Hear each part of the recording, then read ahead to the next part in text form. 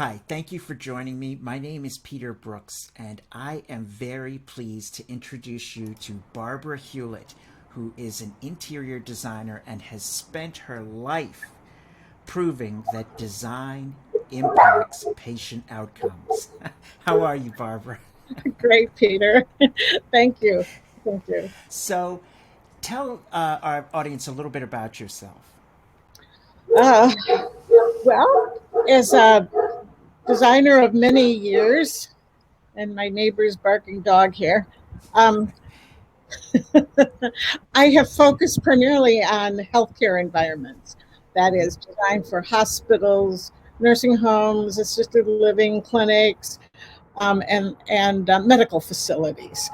So, and over the past 40 some years working in that environment, I've made some um, interesting discoveries and have evolved myself in the way I think about healing environments, moving from um, just making them a little bit more pleasant, reducing stress, to really finding some applications that make a difference in the Mm-hmm. quality of care for caregivers and the quality of life for the patients and families that use them.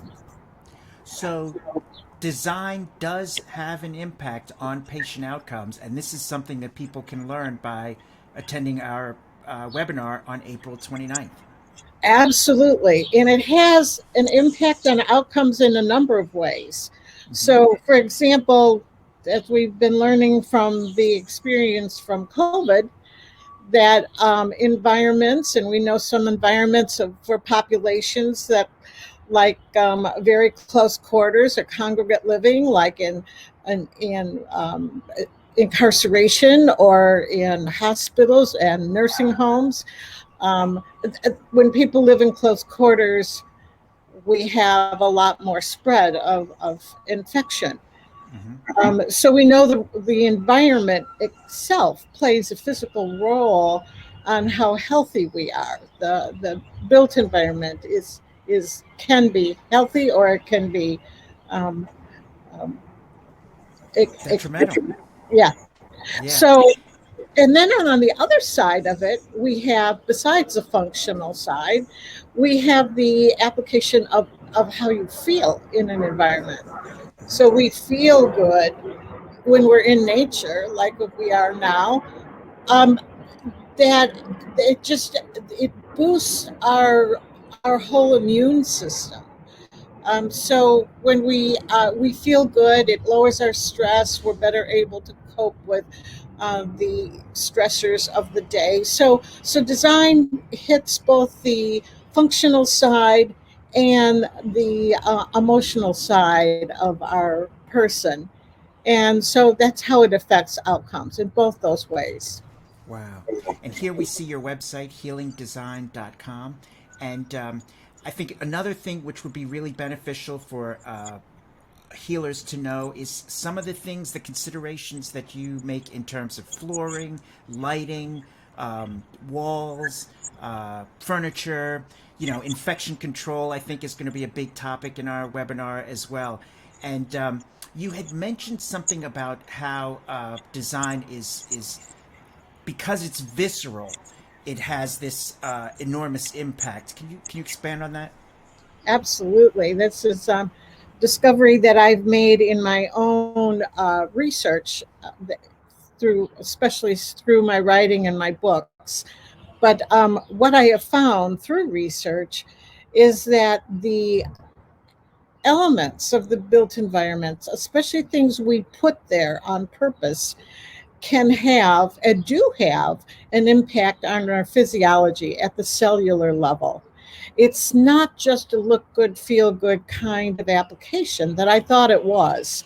I thought, oh yes, we love beauty, we love aesthetics, it makes us feel good, Mm-hmm. blah blah blah. So we design. And that's a premise I worked with for many years. But what I have found, that design is targeted to the visceral part of our brain, and it was in application through working with Design for Dementia, where the cognitive part of the brain totally doesn't work. It's dysfunctional. But we can still reach people that are not reachable through our cognitive skills, through the emotions, like music, like smells, like what we the pleasures we derive from our senses, sunlight, the feel of sunlight, the way the circadian rhythm from the sun impacts our hormones. All of these types of things, that you have environmental factors coming into our brain, distributing from our brain to hormones and our various um, uh, neurotransmitters of our brain, and producing behaviors and therefore outcomes that we used to look at as symptoms of disease are now really symptoms of the environment and how we Wow. translate that.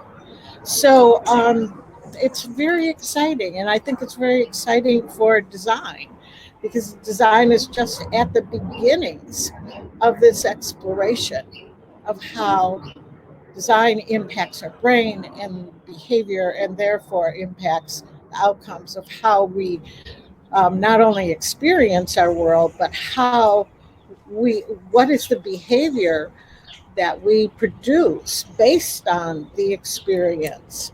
Oh, So wow. I thought the experience was kind of like it. We designed for the experience. No, no, no. We designed for the outcome of the experience we achieve from the Environment that we're in. stimulant of our design. Wow. Well, there you have it, ladies and gentlemen. If you're a therapist, a chiropractor, a healer, Barbara Hewlett will be on hand to answer your questions and to educate you, as she just did, in the areas in which environment can impact healing. And one of the things, looking at your website that we didn't talk about, but we will on the 29th, this will be on the 29th at 12 noon, is the Fibonacci an impact on design, and how that uh, has an impact on the entire neighborhood and things that you're around and stuff. So, all these kind of really interesting subjects. We hope you'll join us. We'll see you April 29th, 12 noon. The tickets are available on Eventbrite below this video. Thanks again, Barbara. Thanks, Peter. Look forward to it. Me too.